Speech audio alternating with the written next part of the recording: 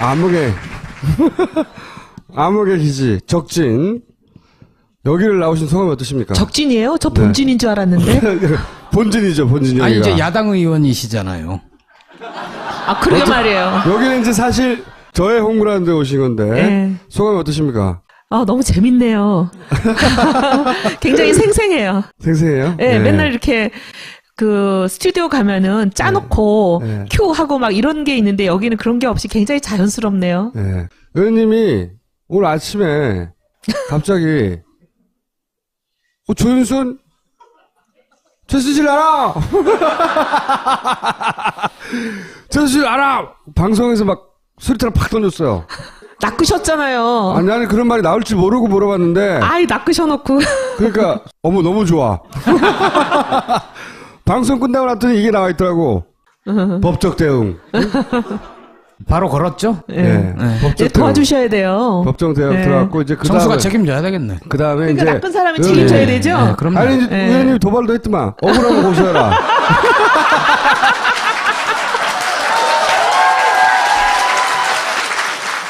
이 두 양반이 잘 우리가 모르는 사이에 세 개의 대결이 벌여왔어요.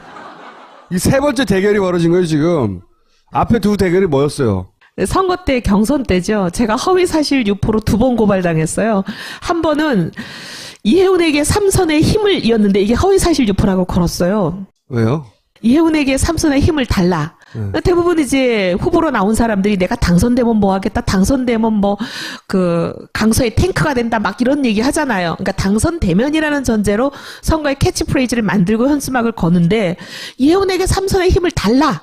이건 내가 삼선이다 이 뜻이 아니잖아요. 그렇죠. 그랬는데 제가 이제 문자에 제가 현재 재선 의원이고 어쩌고저쩌고 하면서 재선 동안에 이렇게 서초구를 위해서 애썼습니다. 그러니 저에게 삼선의 힘을 주십시오 이렇게 썼는데 그게 허위사실 유포로 걸렸어요. 삼선이라고 썼다고? 그래가지고 뭐 선거 때 온갖 괴로움을 다당하고 거의 선거를 치를 수가 없었죠. 계속 뭐 조사해야 되고 사람 불러대고 뭐 보낸 명단 다 내놔라 컴퓨터 내놔라 뭐 난리 치니까 제 사무실이 요 무대보다 조금 작아요. 네. 제가 거기다가 이제 우리 대학 4학년짜리 중간고사 본다고 가고 기말고사 본다고 가고 졸업한다고 가는 그 여직원 하나 데리고 둘이 선거하는데 거기는 뭐 완전 일개 군단이 있는 거잖아요. 온 언론이 다 6개월 동안 그분이 된다고 계속 방송을 했으니까 이미 그분이 됐다. 친박이 아니어서 구박을 당하신 거예요? 그러면서 뭐 여기는 경선도 없다 막 이러고 있는 상황이었는데 하여튼 그렇게 선거를 어렵게 하는 저를 완전히 뭐 선거를 못하게 하시니까 나중에 제가 그랬어요. 너무 기가 막혀서 그러시면 준비된 여성 대통령을 처벌하시면 제가 처벌을 받을게요. 준비된 여성 대통령 아직 대통령 안 되셨는데 준비된 여성 대통령이라고 단어를 한 거잖아요. 그런 식으로 2차전을 치르고 근데 이제 국회의원에서 이겨버렸네? 얼마나 믿겠어요. 네. 얼마나 믿겠어요. 네. 그런데 이제 이렇게까지 말을 했으니 얼마나 또 못 믿겠어요. 오전에 아침에 아주 시간이 짧아서 짧게 한 얘기인데 그러니까 나는 들은 얘기예요. 저 양반한테 들은 얘기예요. 사실과 다른 말씀하세요. 네. 국정감사였던가요? 텔레비전에서 중계되는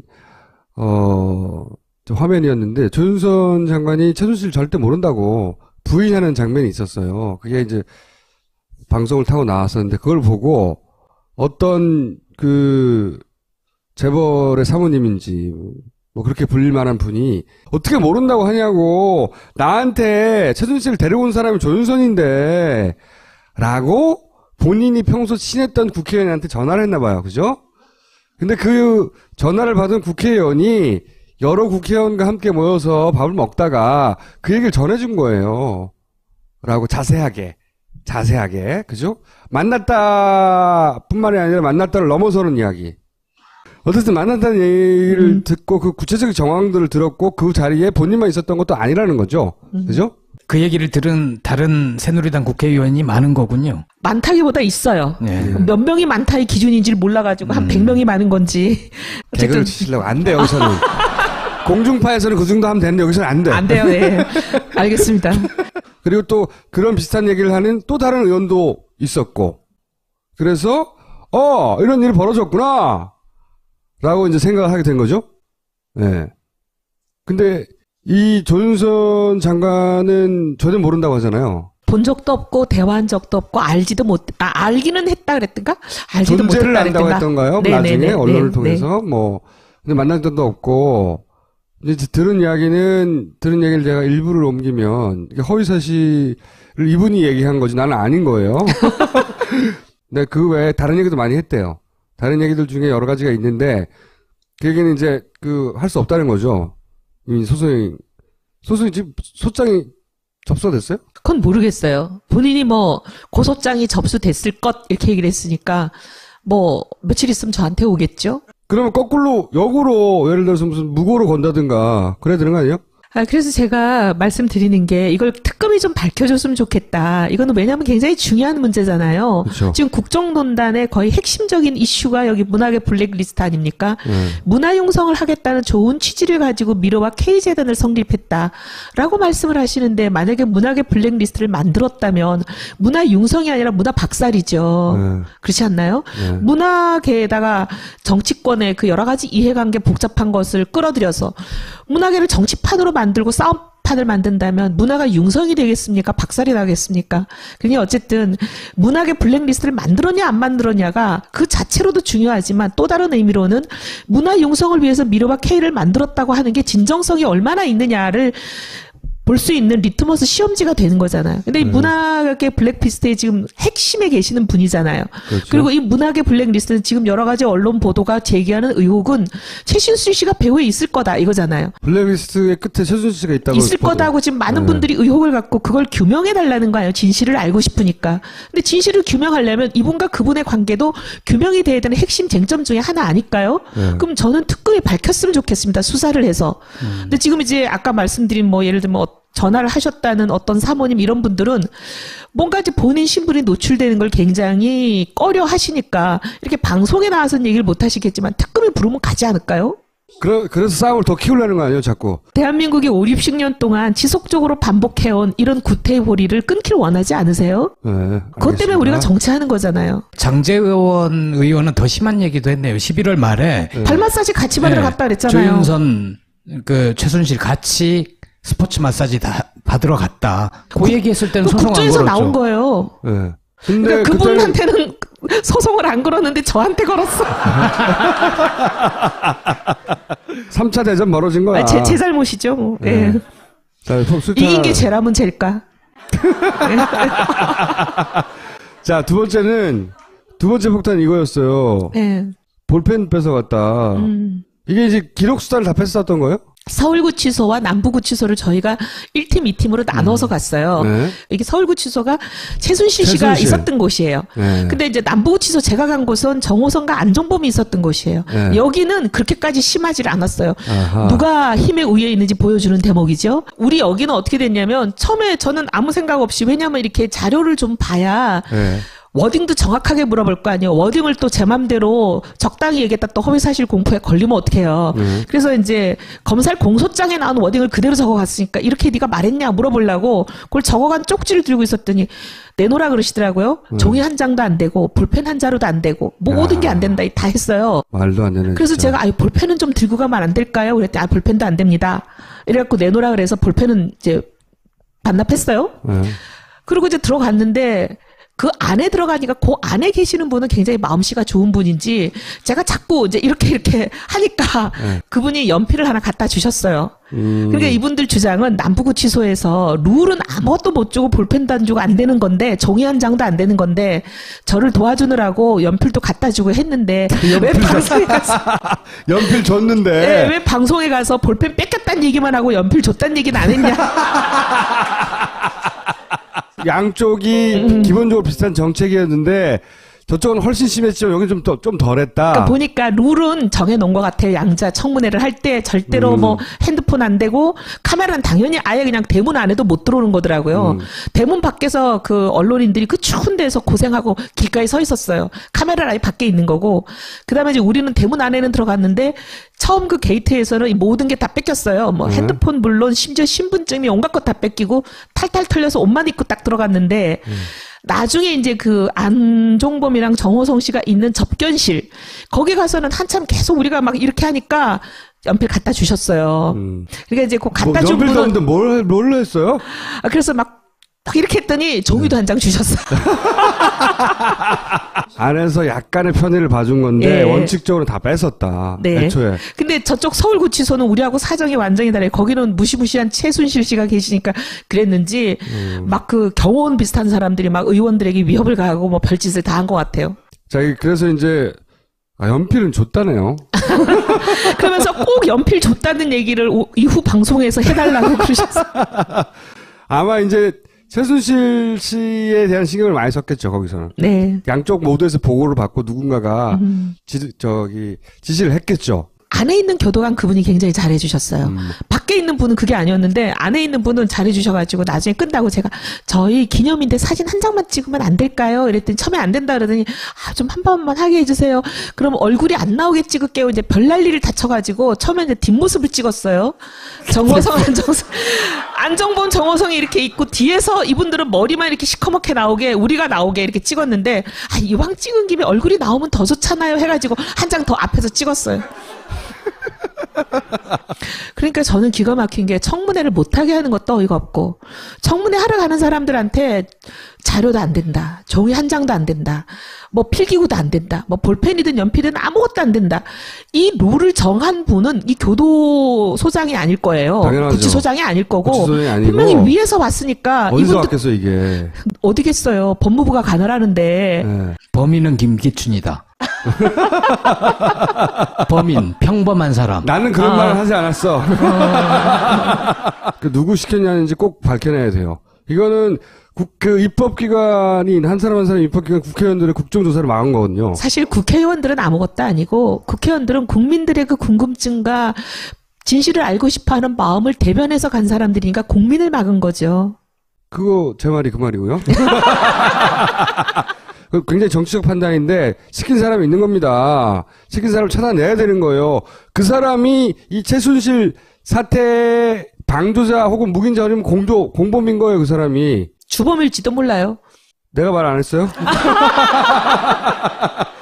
그 사람 잡아내야 된다고 봅니다. 굉장히 중요한 이슈를 던지신 거라고 봐요. 의원님 특검에서 참고인으로 부르면 가실 거예요? 가야죠. 가야죠. 네. 네. 그래서 그 재벌 부인이 누군지 그 말을 전해준 의원이 누군지 얘기해야죠. 특검에서는 말해야죠. 얘기해야죠. 아니 그리고 특검이 예를 들면 탄핵의 판결이 끝났다고 해서 특검이 해체하지 말고 특검은 기간을 더 연장했으라도 남은 잔불들도 좀 정리해 주시면 안 될까요?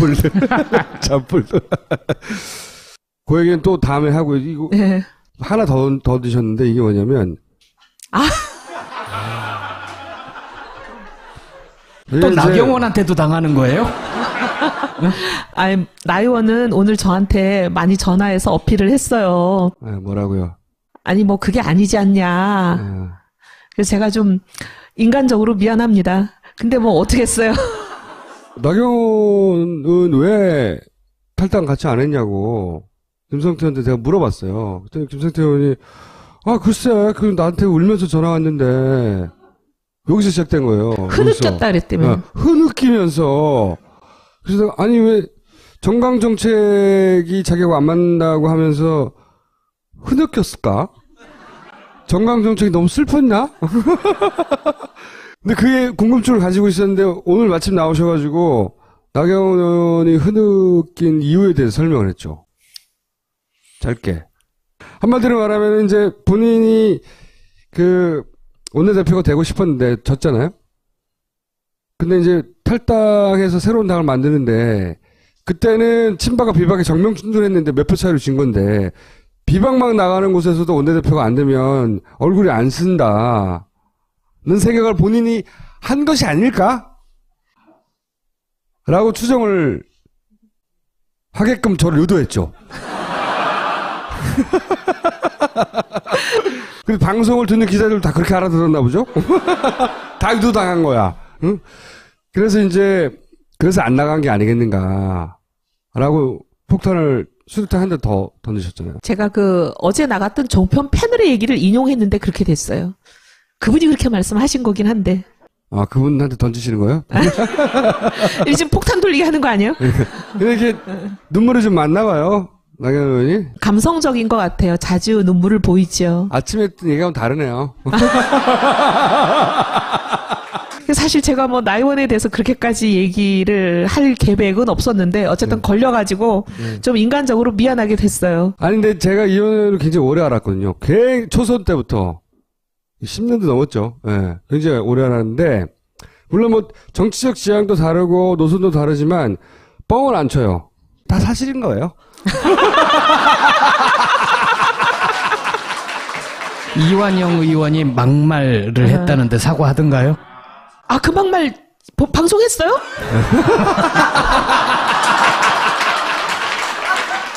아, 여기 폭탄이 딴 데 있는 게 여기 있네요. 그럼요. 저는 아니, 폭탄이 우리 당에 있는 줄 알고 당을 나왔는데.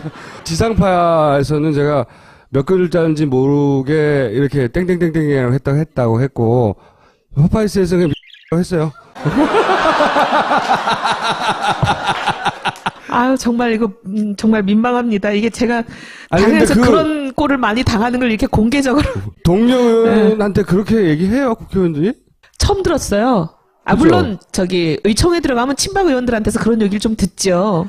요즘 그런 얘기 들어도 싸죠. 아, 그래서 한두 번 듣고는 이제 의총을 안 갔죠. 네. 아니 근데 거기 회의장이었을 거 아니에요. 국조특위장이죠. 국조특위장이었는데 카메라는 이제 나가고 비공개로 회의를 진행하는 상황이었어요. 네. 근데 이제 사실 너무 망신살스럽고 이런 말하면 참 그렇지만 네. 그렇게 나오시는 분하고 거기에서 막 맞서서 얘기를 하다 보면 저도 똑같은 사람이 될 것 같아서 그냥 어쨌든 이거는 통과시켜야 된다고 이제 통과되는 걸 보고 무슨 얘기인지 조금 설명을 드리면 국조특위 첫 회의니까 국조특위를 어떻게 운영할 건지 운영 규칙을 정하는 날입니다. 근데 우리 그때 당시 제가 새누리당 소속이니까 새누리당 간사세요. 근데 간사라고 하는 건 국회의원들 중에 어떤 역할을 하는 거냐면 소속당의 의원들의 의견을 수렴해서 위원장하고 협상을 하는 일종의 소통 창구예요. 자기 혼자 자기 뜻을 얘기하는 게 아니고. 근데 우리한테 이런 방구 사전에 협의가 없었어요. 합의는 고사하고 협의가 없었어요. 근데 갑자기 그날 뭔 문건을 하나 들고 와서 이걸 운영 규칙이라고 통과시키려고 일종의 쿠데타 비슷한 걸 한 거잖아요.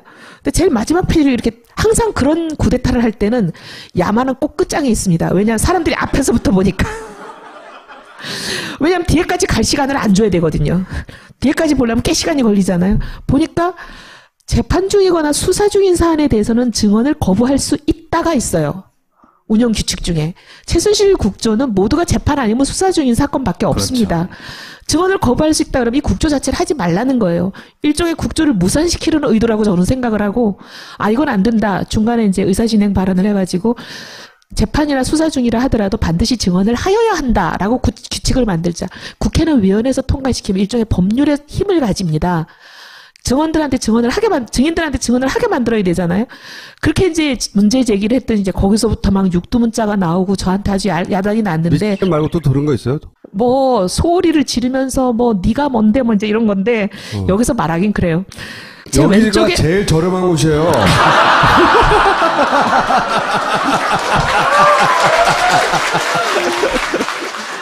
제 왼쪽에 이완영 의원, 오른쪽에 이만희 의원이 앉았으니 누군지 아시죠? 스테레오로 당했어요. 스테레오로 당해가지고 막 정신이 하나도 없는데 제 평생 공개적으로 그런 욕은 처음 들어봐가지고 의총에서 저한테 막 욕지거리를 하는 분이 몇 분이 있었지만 이렇게 막 스테레오로 당해본 건 처음이어가지고 너무 기도 막히고. 근데 왜냐면 그 회의실에 CCTV가 있거든요.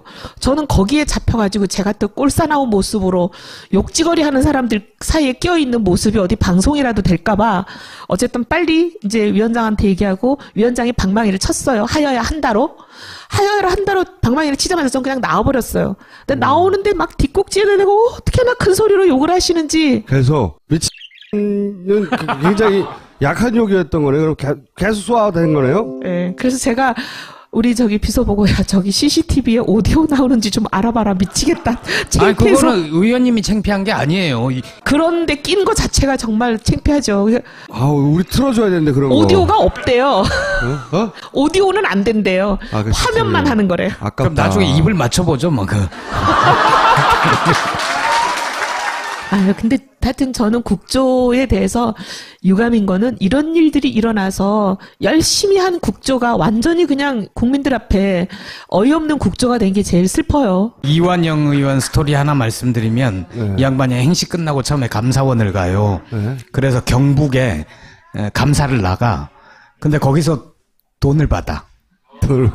그래서 거기서 잘려요. 파면을 당해요. 첫 감사에서. 네. 근데 자기 경력에 감사원 경력을 숨겨요. 나중에 노동부의 경력으로 다시 채용되거든.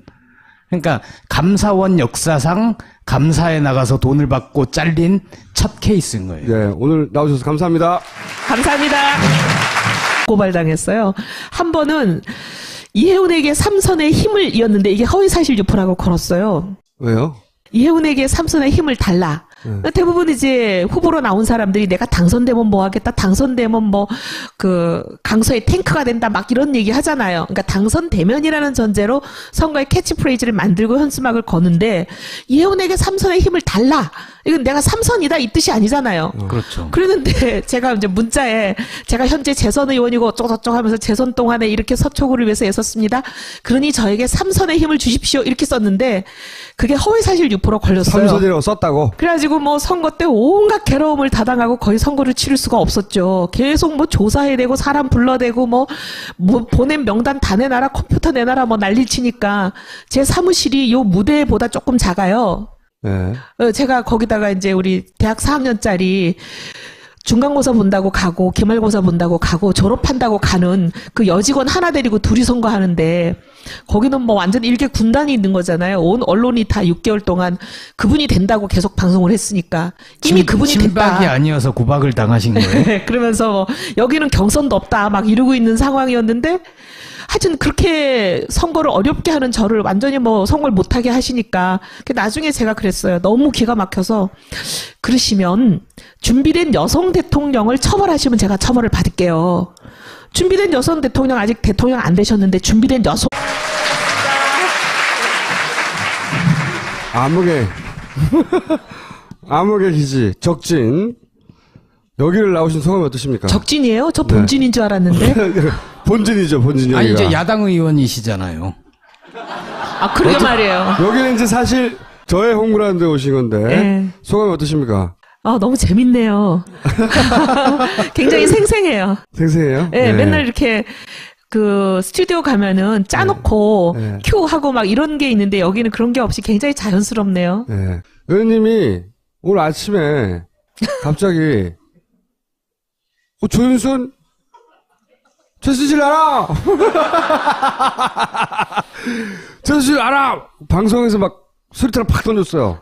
낚으셨잖아요. 아니, 나는 그런 말이 나올 줄 모르고 물어봤는데. 아이, 낚으셔놓고. 그러니까, 어머, 너무 좋아. 방송 끝나고 났더니 이게 나와 있더라고. 법적 대응.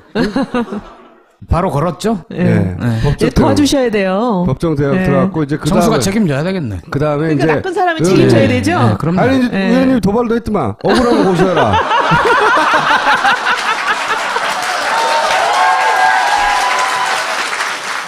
이 두 양반이 잘 우리가 모르는 사이에 세 개의 대결을 벌여왔어요. 이 세 번째 대결이 벌어진 거예요, 지금. 앞에 두 대결이 뭐였어요? 선거 때 경선 때죠. 제가 허위사실 유포로 두 번 문화계를 정치판으로 만들고 싸움판을 만든다면 문화가 융성이 되겠습니까? 박살이 나겠습니까? 그러니 어쨌든 문화계 블랙리스트를 만들었냐 안 만들었냐가 그 자체로도 중요하지만 또 다른 의미로는 문화 융성을 위해서 미르와 K를 만들었다고 하는 게 진정성이 얼마나 있느냐를 볼 수 있는 리트머스 시험지가 되는 거잖아요. 근데 이 문학의 블랙리스트에 지금 핵심에 계시는 분이잖아요. 그렇죠. 그리고 이 문학의 블랙리스트는 지금 여러 가지 언론 보도가 제기하는 의혹은 최신수 씨가 배후에 있을 거다 이거잖아요. 블랙리스트의 끝에 최순실 씨가 있다고. 있을 거다고 지금 많은 분들이 의혹을 갖고 그걸 규명해 달라는 거예요. 진실을 알고 싶으니까. 근데 진실을 규명하려면 이분과 그분의 관계도 규명이 돼야 되는 핵심 쟁점 중에 하나 아닐까요? 그럼 저는 특검이 밝혔으면 좋겠습니다. 수사를 해서. 근데 지금 이제 아까 말씀드린 뭐 예를 들면 전화를 하셨다는 어떤 사모님 이런 분들은 뭔가 이제 본인 신분이 노출되는 걸 굉장히 꺼려 하시니까 이렇게 방송에 나와서는 얘기를 못 하시겠지만 특검이 부르면 가지 않을까요? 그래서 싸움을 더 키우려는 거 아니에요, 자꾸? 대한민국이 5, 60년 동안 지속적으로 반복해온 이런 구태의 끊길 원하지 않으세요? 네. 그것 때문에 알겠습니다. 우리가 정치하는 거잖아요. 장제원 의원은 더 심한 얘기도 했네요. 11월 말에 발 마사지 같이 받으러 네, 갔다 그랬잖아요. 조윤선 최순실 같이 스포츠 마사지 다 받으러 갔다. 그 얘기했을 때는 소송 안 국정에서 걸었죠. 나온 거예요. 네. 근데 그러니까 그분한테는 소송을 안 걸었는데 저한테 걸었어. 3차 대전 벌어진 거야. 제 잘못이죠. 뭐. 네. 예. 자, 이긴 게 재홍 대통령이라고 단어를 한 거잖아요. 그런 식으로 2차전을 치르고. 근데 이제 국회의원에서 이겨버렸네? 얼마나 믿겠어요. 네. 얼마나 믿겠어요. 예. 그런데 이제 이렇게까지 말을 했으니 얼마나 또 못 믿겠어요. 아침에 아주 시간이 짧아서 짧게 한 얘기인데, 그러니까 나는 들은 얘기예요. 저 양반한테 들은 얘기예요. 사실과 다른 말씀하세요. 네. 국정감사였던가요? 텔레비전에서 중계되는 화면이었는데 조윤선 장관이 최순실 절대 모른다고 부인하는 장면이 있었어요. 그게 이제 방송을 타고 나왔었는데 그걸 보고 어떤 재벌의 사모님인지 뭐 그렇게 불릴 만한 분이 어떻게 모른다고 하냐고, 나한테 최순실을 데려온 사람이 조윤선인데 라고 본인이 평소 친했던 국회의원한테 전화를 했나 봐요. 그죠? 근데 그 전화를 받은 국회의원이 여러 국회의원과 함께 모여서 밥을 먹다가 그 얘기를 전해준 거예요. 라고 자세하게. 그죠? 만났다 뿐만이 아니라 만났다를 넘어서는 이야기. 어쨌든 만났다는 얘기를 듣고 그 구체적인 정황들을 들었고 그 자리에 본인만 있었던 것도 아니라는 거죠. 그죠? 그 얘기를 들은 다른 새누리당 국회의원이 많은 거군요. 많다기보다 있어요. 네. 몇 명이 많다의 기준인지를 몰라가지고 한 100명이 많은 건지. 개그를 치시려고. 안 돼, 여기서는. 공중파에서는 그 정도 하면 되는데 여기서는 안 돼. 안 돼요. 예. 알겠습니다. 그리고 또 그런 비슷한 얘기를 하는 또 다른 의원도 있었고. 그래서 이런 일이 벌어졌구나 라고 이제 생각을 하게 된 거죠. 네. 근데 이 조윤선 장관은 전혀 모른다고 하잖아요. 본 적도 없고 대화한 적도 없고 알기는 했다 그랬던가? 알지도 존재를 못했다 안다고 그랬던가? 했던가요? 네, 나중에 네, 네, 언론을 네, 통해서 근데 만난 적도 없고. 이제 들은 얘기를 제가 일부를 옮기면 이게 허위사실을 이분이 얘기한 거지 나는 아닌 거예요. 근데 그 외에 다른 얘기도 많이 했대요. 다른 얘기들 중에 여러 가지가 있는데 그 얘기는 이제 할 수 없다는 거죠. 이미 소송이 지금 소장이 접수가 됐어요? 그건 모르겠어요. 본인이 고소장이 접수됐을 것 이렇게 얘기를 했으니까 며칠 있으면 저한테 오겠죠? 그러면 거꾸로 역으로 예를 들어서 무슨 무고로 건다든가 그래야 되는 거 아니에요? 그래서 제가 말씀드리는 게 이걸 특검이 좀 밝혀줬으면 좋겠다. 이거는 왜냐하면 굉장히 중요한 문제잖아요. 그렇죠. 지금 국정농단의 거의 핵심적인 이슈가 여기 문학의 블랙리스트 아닙니까? 문화융성을 하겠다는 좋은 취지를 가지고 미르와 K재단을 성립했다라고 말씀을 하시는데 만약에 문학의 블랙리스트를 만들었다면 문화융성이 아니라 문화박살이죠. 그렇지 않나요? 문학에다가 정치권의 그 여러 가지 이해관계 복잡한 것을 끌어들여서